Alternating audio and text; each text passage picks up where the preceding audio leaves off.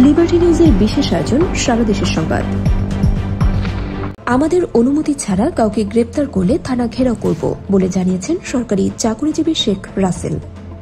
গতকাল শুক্রবার সন্ধ্যায় কুষ্টিয়ার কুমারখালী উপজেলার চৌরঙ্গী বহুমুখী মাধ্যমিক বিদ্যালয়ের বার্ষিক ক্রীড়া ও সাংস্কৃতিক অনুষ্ঠানে বিশেষ অতিথির বক্তব্য দেওয়ার সময় তিনি একথা বলেন।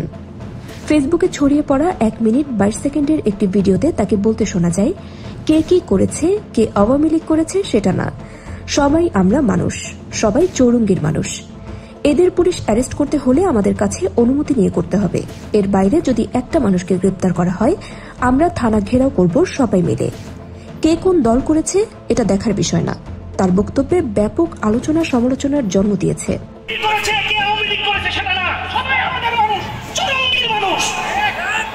পুলিশ অ্যারেস্ট করতে হলে আমাদের কাছে অনুমতি নিয়ে করতে হবে।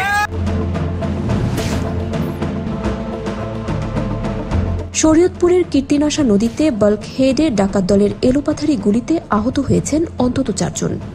পরে স্থানীয়দের গণপিটুনিতে প্রাণ গেছে 2 ডাকাতের। মাদারীপুরের রাজারচরে ডাকাতির চেষ্টা করলে এলাকাবাসীর প্রতিরোধে পালানোর সময় শরীয়তপুরে ধরা পড়ে তারা। শুক্রবার 28 ফেব্রুয়ারি রাত 11টার দিকে কীর্তিনাশা নদীর ডোমসার ইউনিয়নের তেতুলিয়া এলাকায় এ ঘটনা ঘটে।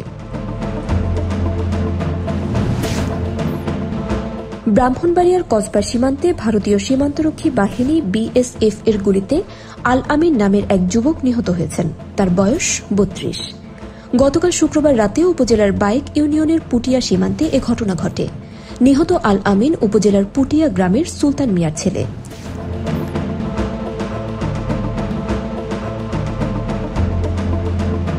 বগুড়া সদর উপজেলায় গভীর রাতে ঘরে ঢুকে মা ও মেয়েকে কুপিয়ে হত্যা করেছে দুর্বৃত্তরা। শুক্রবার 28 ফেব্রুয়ারি রাত 1:45টার দিকে উপজেলার সাবগ্রাম দক্ষিণ পাড়ায় এ ঘটনা ঘটে। নিহতরা হলেন ওই এলাকার আনোয়ারা বেগম, যার বয়স 58, ও তার মেয়ে সকিনা বেগম, বয়স 35। পাবনার সাথিয়ায় মধ্যরাতে সড়কে গাছ ফেলে বাস ট্রাক সহ অন্তত 40টি গাড়িতে ডাকাতির ঘটনা ঘটেছে।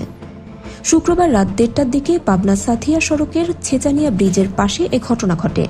সাথিয়া থানার ভারপ্রাপ্ত কর্মকর্তা ওসি সাইদুর রহমান বিষয়টি নিশ্চিত করেছেন।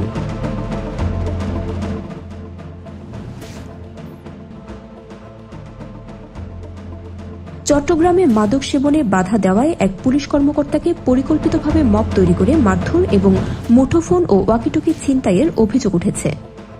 গতকাল শুক্রবার রাতে নগরের পতেঙ্গা সমুদ্র সৈকতের চরপাড়া এলাকায় এ ঘটনা ঘটে। ফেসবুকে প্রেমের টানে কুমিল্লায় এসেছেন ইউক্রেনের নারী। সালো নাদিয়ার সাথে সামাজিক যোগাযোগ মাধ্যম ফেসবুকে পরিচয় হয় কুমিল্লা নগরীর চরথা এলাকার বাসিন্দা মোতাসিম বিল্লার সাথে। সে পরিচয় থেকে প্রেম।